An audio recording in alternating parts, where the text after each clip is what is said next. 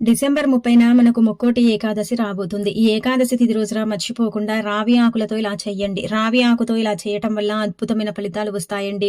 జాతక దోషాలు, జాతక సమస్యలు, అనేక రకాల బాధలు ఇవన్నీ కూడా పోతాయన్నమాట. ఎందుకంటే రావి ఆకుకు అతీత శక్తి ఉంటుంది. రావి ఆకుతో చేసుకునే పరిహారాలన్నీ కూడా మనకేంటంటే గనక చక్కగా పనిచేస్తాయని చెప్పుకోదగ్గ విషయం అనమాట.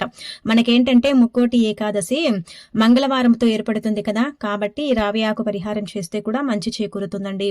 మనకేంటంటే గనక రావి చెట్టులో శ్రీ మహావిష్ణువు కొలువై ఉంటాడని మనందరికీ తెలిసిందే కదండి. కాబట్టి ఈ రోజు మనం అంతా కూడా పూజ చేసుకునే ముందు ఏంటంటే గనక రావి చెట్టు దగ్గరికి వెళ్ళండి.